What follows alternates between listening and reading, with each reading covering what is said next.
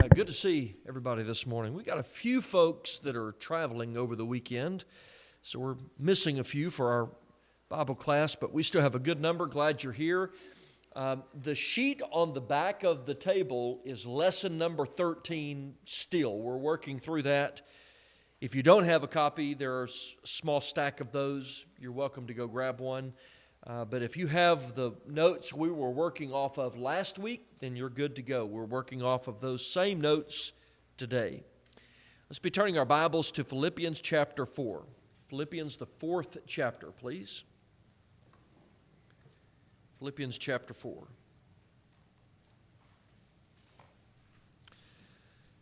Okay, so right now we're in the section beginning in verse 10 through the end of the chapter.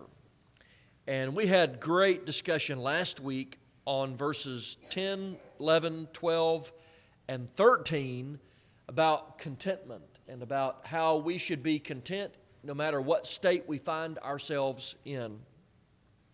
It was a great discussion. We had great back and forth. It's just really, really encouraging to know that no matter what happens in life, no matter our circumstances, we can be happy, we can be content with the things that God has given to us and the fact that we just have God. I mean, that's what verse 13 was all about. I can do all things through Christ who strengthens me. All right, so today we're going to cover verse 14, 15, and verse 16 and 17. All right, so verses 14 through 17 today. And there's a big issue about giving and receiving that we want to spend some time on this morning. We don't get to talk about it often, and this verse specifically talks about it, so we're going to spend some time on that this morning. All right, let's begin at verse 14. I want to read it, and then we'll go back and note the question. Verse 14.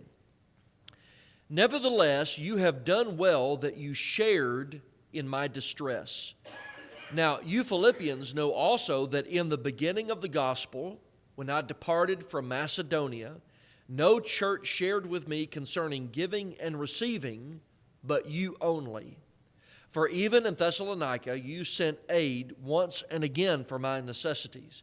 Not that I seek the gift, but I seek the fruit that abounds to your account. So here's the question. What should we make of the fact that giving and receiving is fellowship in verses 14 through 17? And then, subsequently, what are the implications of that individually and congregationally? What are your initial thoughts on this? And then we'll go back through and look at each verse, but what are your initial thoughts on this? Any initial thoughts, Joel? The very fact of giving and receiving shows a connection. There is connection. And if it's done within Christianity, within members of the church, it's a sign of fellowship. It is. Okay, there's a huge implication about that for sure. Art? This congregation was supported by other congregations. Yes. When we didn't have any money, didn't have any money that was coming up back in the 70s. Yeah. And it had to be that. Yeah, so we have the issue of to whom and when can we send money, like Joel was talking about, and then the fact that it's authorized to have support from other congregations, like Art was talking about. So it's a huge issue. There's a lot of facets to the issue of giving and receiving. We're going to try to talk about all those this morning. You know, and this brings up another point, and it has nothing to do with giving and receiving, but I think about this. Our impression generally of Philippi was Paul there, he got arrested, got beaten, and left. Yeah. There was a congregation there when he left because his next stop was Thessalonica. Yep. And they sent money, over there. That's right. Yeah, it says a lot about Philippi that they were able to do what they did. Absolutely. Let's take a look at the verses, and then I want to get to some of these issues because they've hit on some great issues to talk about this morning. I think things that need discussing from time to time. All right, so verse 14, he says, nevertheless, you have done well that you shared in my distress. The word well here is the word that means correctly or something done rightly, what is kind or what is noble. Like he talked about in verse 8, they're setting their mind on those things that are noble, and they were epitomes of that. They had done exactly that, and Paul had deep appreciation for that. Now, he was no doubt thankful for what he received, but what was he actually more thankful for? their attitude and the fact that they had fellowship in doing this. Paul was never disrespectful of gifts that he received, but he always mentioned the fact that what stood behind it meant more to him than the actual gift did, and he does that. And you'll see it again, let's see, down in verse 17 when he says, not that I seek the gift, but I seek the fruit that abounds to your account. So while he was appreciative for what they had done, he was more appreciative for the effect of that for their faith and for what it meant for their relationship. So he was especially thankful for the fact that they were sharing with him. Now, I don't know what others might do here, but in verse 14, you see the word shared. You'll see the word shared right at the end of verse 14. You'll see that very similar word used in verse 15. Near the end, it says, no church shared with me concerning giving and receiving, but you only. Does anybody have a marginal or different translation here? Partnership is a really good translation of that. Anything else? Communicated. And you get the root that would lead to the word communion there. There's a word that binds all these translations together, and that word is koinonia, and this is a derivative of that word. It's a form of that word here, but the root word is koinonia, that means fellowship. You could read it, and it wouldn't do any harm to the text in verse 14 when Paul would say, nevertheless, you've done well that you fellowshipped with me in my distress. Or in verse 15, no church fellowshipped with me concerning giving and receiving, but you only. It's the word that means fellowship. Now, the specific word here means to be partaker with, to be an accomplice in, or to fellowship. And the word koinonia itself, the root word for it all, is the word that means to be a sharer, to be a partner, to make one an associate with, to endorse, or to participate in. And that's the word that Paul is using to describe what they had done in their giving to his efforts, to his work, that they fellowshipped with Paul. Now, he talked about this earlier in the text. If you'll flip back to chapter 1. Look at verse 5. It's been a while now since many weeks since we've covered this, but back in chapter 1, look at verse 5. He's thanking God, right? Verse 1, I thank my God upon every remembrance of you. Verse 3, and then part of that was verse 5, for your fellowship in the gospel from the first day until now. Now, their fellowship, according to chapter 4, what we're looking at now, included what? Their contribution, their giving. They were financially helping to support Paul. So they had been in fellowship with Paul in the gospel, and even in affliction they had fellowshiped with Paul in that. So one of the ways that they had fellowshiped is in financial contribution. So look at verse 15 now. Paul says in verse 15, now you Philippians know also that in the beginning of the gospel. And the way he states that is drawing upon their remembrance. He's reminding them of something in a sense of saying, this is nothing new to you. You know this already in the beginning of the gospel. Now, when he says in the beginning of the gospel, what does he mean by that phrase? Does he mean the day of Pentecost when the gospel first started being preached?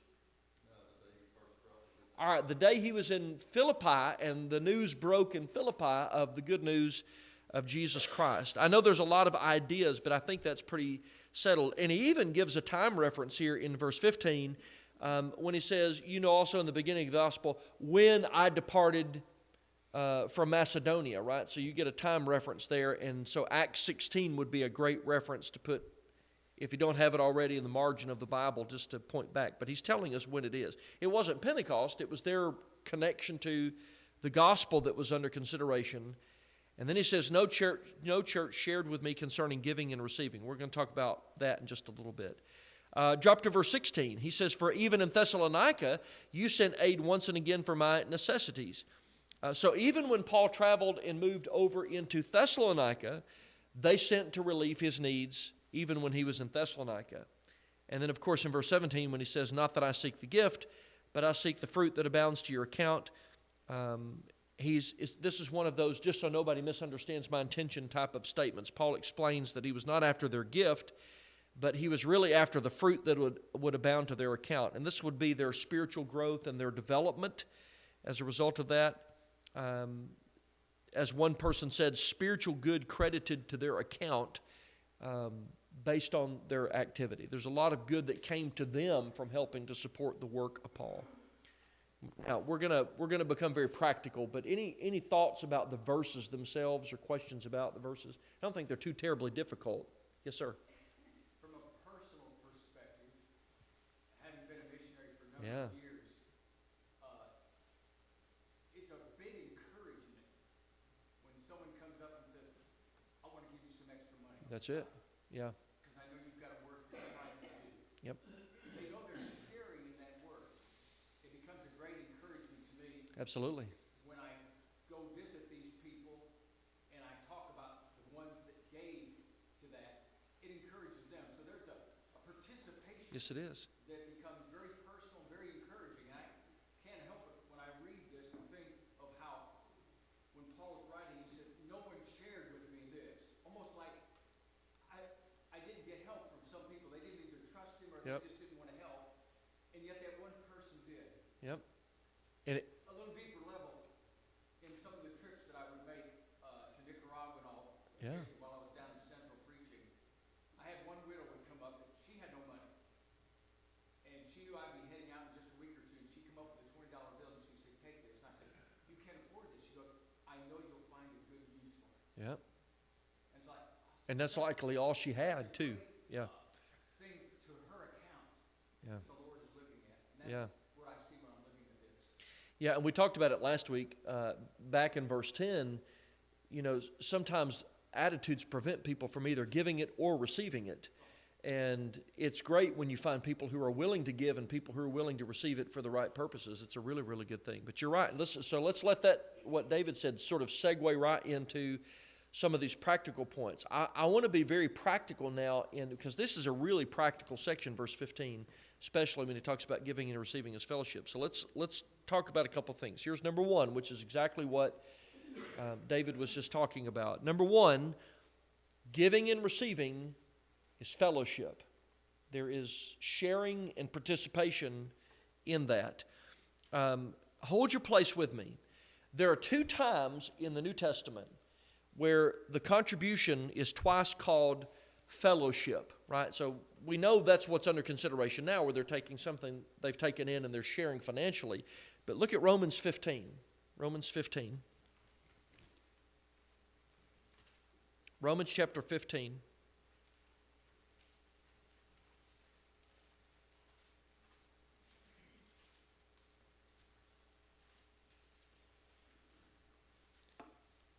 Look at verse 26. Romans 15, verse 26.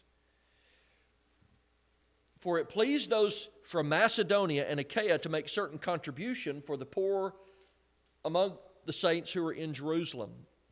Anybody want to take a stab at what the word contribution there comes from? What word it means? Fellowship. There's a fellowship where they were giving to relieve the needs of some poor saints, but they had fellowship in the relief. Okay, so that's one time in the New Testament where the actual contribution by translation is actually from the word fellowship. And then look at 2 Corinthians chapter 9. Same thing, 2 Corinthians chapter 9.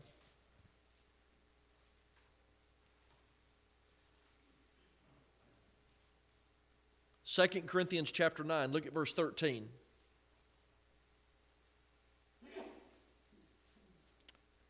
While through the proof of this ministry they glorify God for the obedience of your confession to the gospel of Christ and for your liberal sharing with them and all men. And he's talking about the contribution. You could go back earlier really starting in chapter 8, and he's talking about how deeply they were able to give. That's what David was just talking about, from unexpectedly positions, because Paul didn't expect them to give the way that they were giving, and so he calls it here sharing. That's twice now in Romans 15:26 and in 2 Corinthians 9, verse 13, where he uses a specific term in the context of the contribution to describe it as such.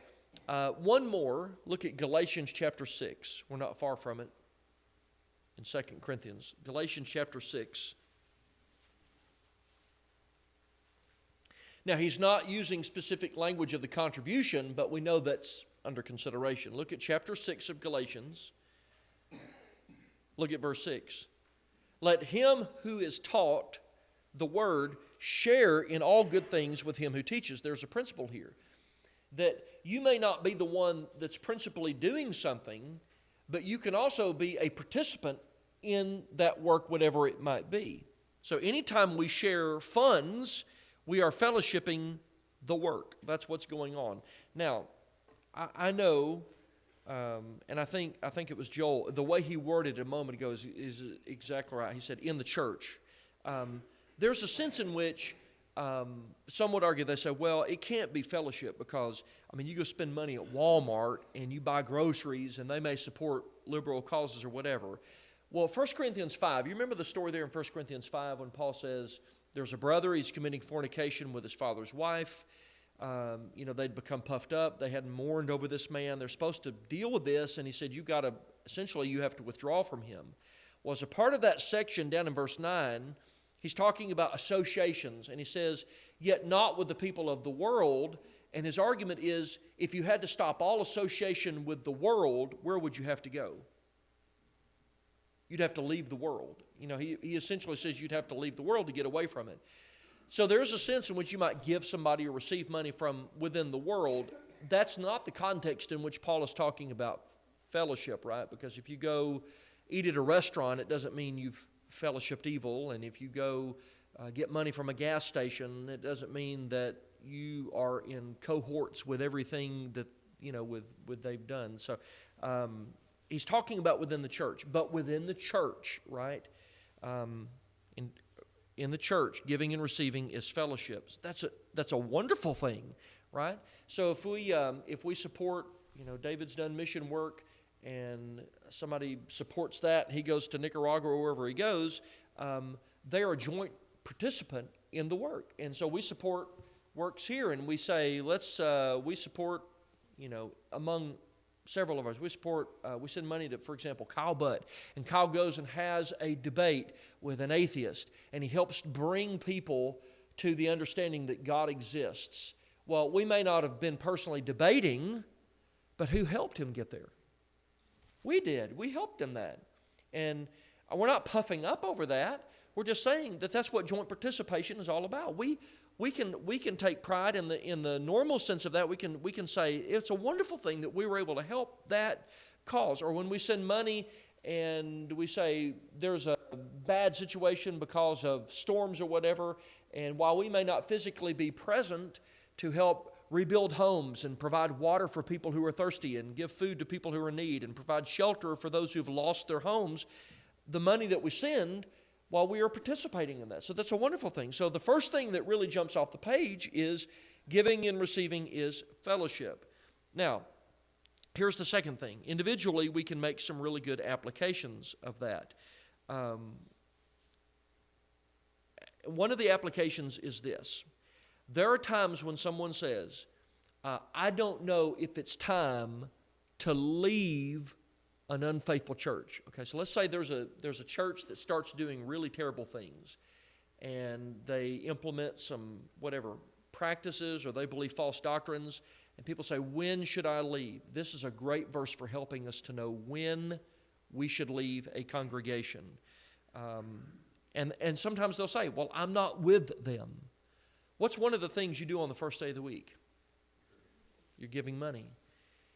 When I can no longer support, or at least I should be thinking this way, when I can no longer financially support the money going to evil things, I shouldn't be in that congregation anymore. I should be out. All right? And this is a great litmus test for that, because contribution is endorsement, right? So contribution is joint participation.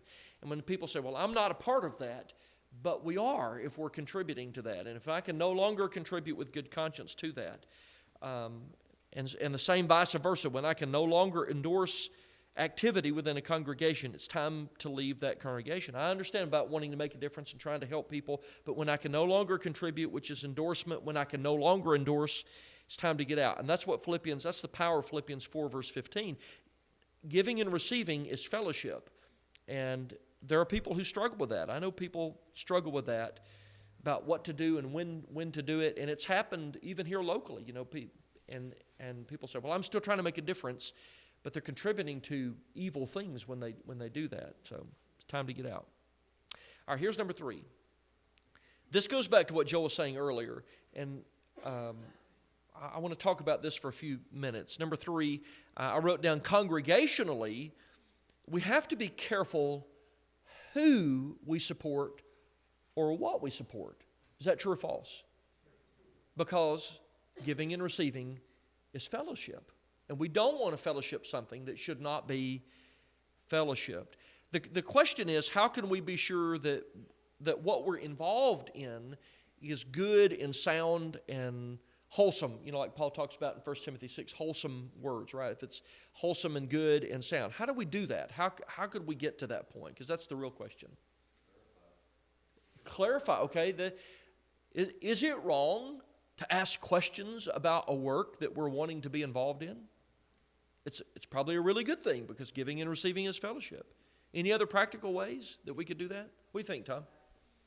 One of the best ways is to send emissaries like the elders Yeah, to go visit those places to make sure they are sound. yeah. And if it's so far away that you can't do that, then you have to wonder, are they teaching the truth? Yeah, sending someone to personally check is a really good way of doing that. I think that's probably the best thing. Is you're going to be involved in something, you send somebody, or you have someone come in and check it out. Any other thoughts on that?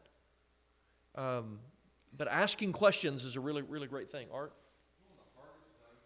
I can't imagine. It's got to be tough. Yeah. It's a tough thing, and I mean, there's an extent to what we could know about some things, but it doesn't exempt us from trying to know.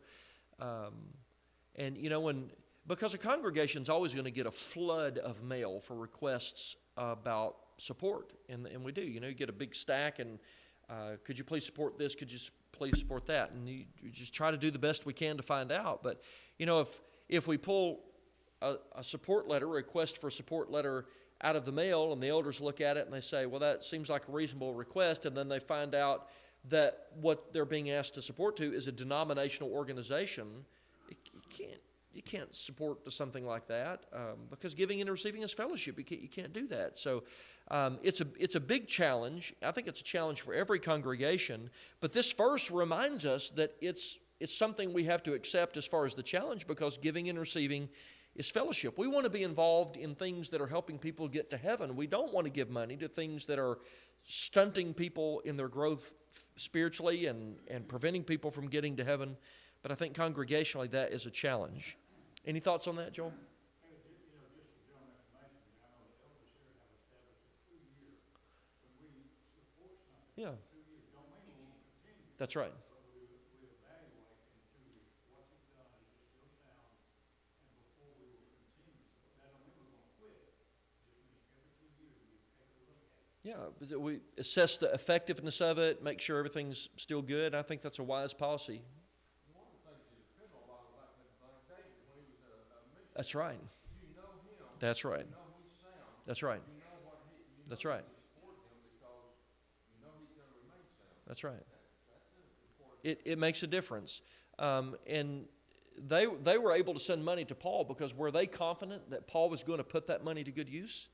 He wasn't going to abuse it. It was going to be used appropriately. So yeah, it helps to have men who are established and with great reputations. They're reputable and they're sound, and it's going to be it's going to be used for good things. But it's a tough thing because we sure don't want to.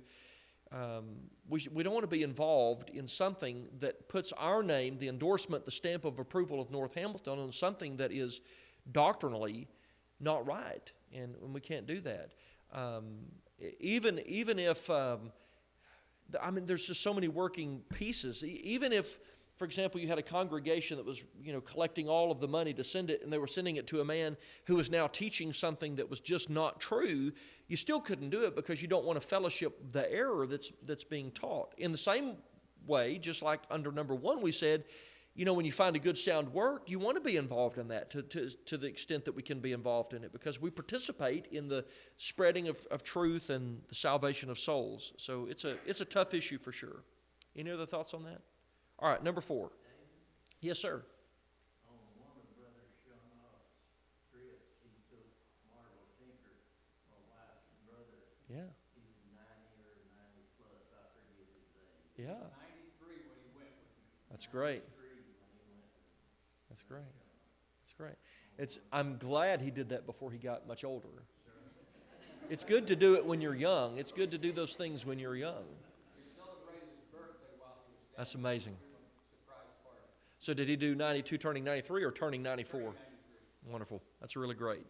Yeah, I think it's good for people to be involved in works like that. And when, like the elders were saying, you get eyes on, when you're sending people to get eyes on, or Tom was saying, I think, you send somebody to look at the work, that's a really good thing. All right, so here's number 4 I wrote down in my notes.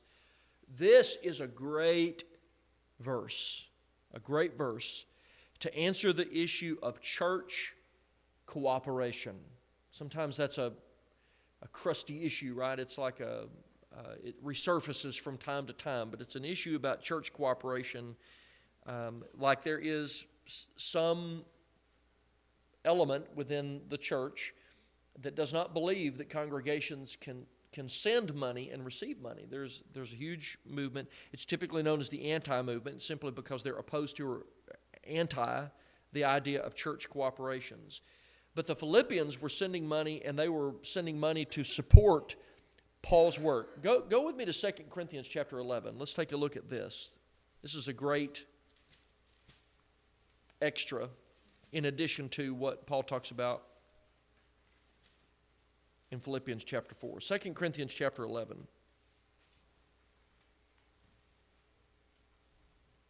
Look at verse 5 beginning, 2 Corinthians chapter 11 beginning in verse 5. He said, "For I consider that I am not at all inferior to the most eminent apostles, even though I am untrained in speech, yet I am not in knowledge, but we have been thoroughly manifested among you in all things." Verse 7, "Did I not commit sin and humbling myself that you, or did I commit sin and humbling myself that you might be exalted because I preached the gospel of God to you free of charge?" And then Paul says this, "I robbed other churches, taking wages from them to minister to you." Now, Paul's not saying he did anything unethical, but he uses the word rob there, but he's simply saying, I was able to accept help from other churches. And then he says, "And when I was present with you," in verse 9, "and in need, I was a burden to no one. I didn't take from you. For what I lacked, the brethren who came from Macedonia supplied, and in everything I kept myself from being burdensome to you, so I will keep myself." Is it clear from Philippians 4 and this passage, and there are some others that could go along with that multiple congregations often supported the same gospel work together? It's just presented in Scripture. Other churches supported him while he was in Corinth, and you can read about his tenure there in Acts chapter 18, beginning verse 1. But that's what he's talking about here, is how he was able to receive money from other churches. In verse 8 he said, "I robbed other churches," meaning I took money from other churches, taking wages from them to minister to you. So he had his support from multiple congregations. So it's established in the Bible that multiple congregations can support one work. There's also something really important here too. Look at verse 9 again when he says, "When I was present with you and in need, I was a burden to no one. For what I lacked, the brethren who came from Macedonia supplied." And there's very good evidence here that while there was multiple congregations involved, there was one group of people from a single congregation who brought the contribution to Paul, which probably means that they received the funds. They were the receiving congregation for Paul's funds, and then they distributed those funds to Paul. So there's evidence for one church collecting the funds from others and sending to Paul. And I don't know why that's such a huge issue for some, but it's a big issue for some, and it's a point of division for some when they think that multiple congregations cannot send money. And I think part of the problem is they say, well, you're giving up your autonomy to do that. So let's say we support Jeff Archie in International Gospel Hour, and Jeff will be here next week to speak while I'm at the meeting up in Cookville, or Crossville. So let's say we support them, and you have 10 other congregations that support IGH, International Gospel Hour. When we send money to support Jeff Archie, are we giving up our local autonomy by doing that? No, nobody's done that. Nobody's given up our autonomy by doing that. And the evidence for that is right here when Paul says the brethren from Macedonia brought that money. So several congregations were helping him back in verse 8, and apparently one congregation brought it in verse 9. We're not destroying the concept of the local church by doing that. And I think part of the problem is the argument against that is it fails to see anything more than the local church. And while we are organized locally, we are the local church. This is one local congregation. We are autonomous. We're still the church, right? And so us and whatever other 10 congregations might be supporting Jeff Archie, and I think there's more than that, but whatever other congregations are, we're still the church supporting a good, sound work. And we're still the one body, right?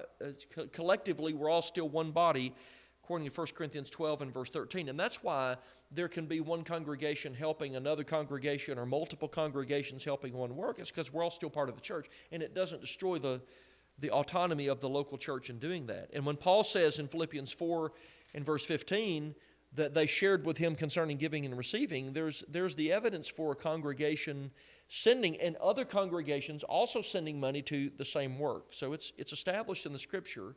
That's why this is such a great verse. Any thoughts on that? Okay, here's the last thing I wrote in my notes. This is also a great passage, along with some others, to show that it is scriptural for a congregation to pay a preacher. And just like that previous point, there are actually folks who say that the New Testament does not authorize the paying of a preacher, that all preachers must have secular employment, and it's just simply not true. Go back to 1 Corinthians chapter 9. 1 Corinthians chapter 9.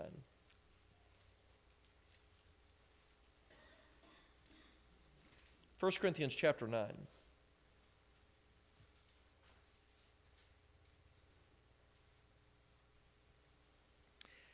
I can't read the whole chapter. I do want to read a couple of verses, though. And you could add to this, the other passages, the labor is worthy of his hire, and you read Galatians 6 about you reap what you sow, and there it's talking about if you sow the gospel, then you should be supported by doing that. Look at verse 1. Paul says, am I not an apostle? Am I not free? Have I not seen Jesus Christ our Lord? Are you not my work in the Lord?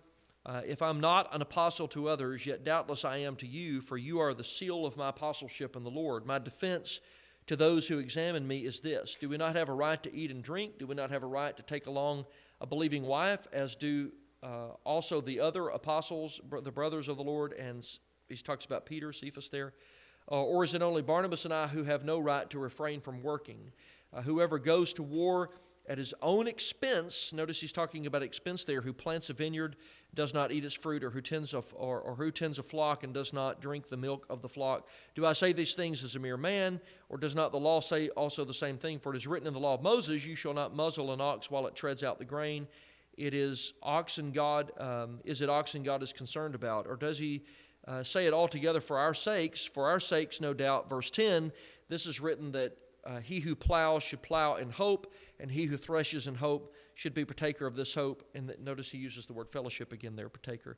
If we've sown spiritual things for you, is it a great thing if we reap your material things? He's talking about being paid from the gospel. If others are partakers of this right over you, are we not even more? Nevertheless, we have not used this right, but endure all things, lest we hinder the gospel of Christ. Do you not know that those who minister the holy things eat of the things of the temple, and those who serve at the altar partake of the offerings of the altar? Even so the Lord has commanded that those who preach the gospel should live from the gospel. And then Paul, he's offering a defense. I've not abused that privilege, Paul says, but he is talking about how that if he's preaching and he's doing that full time, then he deserves to be supported, and the Bible supports that position as well. And Philippians 4, verse 15 is a great verse to show that, because Paul says, I'm laboring in the gospel, and you've participated in that, but you've supported my needs as well. And we've often talked about that. But there are some who deny that, and it seems odd that they would do so with so much scriptural evidence for that. Any other thoughts on verse 15 this morning? It's a really powerful verse. There's so many implications to the issues of money and how it relates to the church. Verse 15 about sharing or fellowship and the giving and receiving of money. Yeah, Art? I'd like to go to verse 17 just a minute. Yes, sir. Right toward the end of that, but I seek the fruit that abounds to your account. That's right. The thought came to me looking at Revelation in the second and third chapter. God knows the work of those congregations. That's right. And then in the 14th chapter, verse 13, it says, and their labor, the rest of their labor and their works do follow. That's right. God knows what that congregation is doing. God knows what this congregation is doing. Yep. And I know there's the temptation always in the church for congregations, for preachers. You want your work to be recognized, and you want to be known for having done good work. And I think Art's hitting on a great point here. Whether we're ever known in the brotherhood for having, incredible work or whatever it might be, if we're contributing to sound works and we're just doing what's right, does God know? And that's all that matters. To have our names written in heaven and we're not seeking the glory of men, that's all that matters. And you could have congregations that nobody's ever heard of that send financial money to support people that you have heard of, all right? And God knows their works, and they're going to be rewarded for that. And there is fruit that abounds to their account as a result of that. So we're satisfied with that. No matter what happens, is if we're just supporting good things and doing good work, that's all the Lord asks of us. All right. So not next week, I have a meeting up at the Main Street congregation at Crossville Church of Christ starting Sunday. Jeff Archie will be here next week, so please come and support Jeff for that. He's going to talk, well, he'll preach, but he's also going to talk that day about International Gospel Hour and some of the things going on with that. But when we come back in 2 weeks, we're going to finish the chapter, so verse 18 through 23, and then we'll make some final conclusions on Philippians. It's been a great study. This has been a really good, refreshing book to study, and I've got a couple of suggestions. If you have a suggestion about where to go next, then please let me know. But I've got some great suggestions. We've got a lot of notes laying all over the table, and so one of those will come to culmination. One of those will come out. Whether it's a continuation, we do Ephesians and Colossians along with Philippians, or whether we do, we've had a suggestion for the minor prophets. That would be a great study. But a lot of study going on. We'll figure out something. But if you got a suggestion, let me know. All right, so let's put a peg in it here. Thank you so much for your great input today. Really appreciate it very much.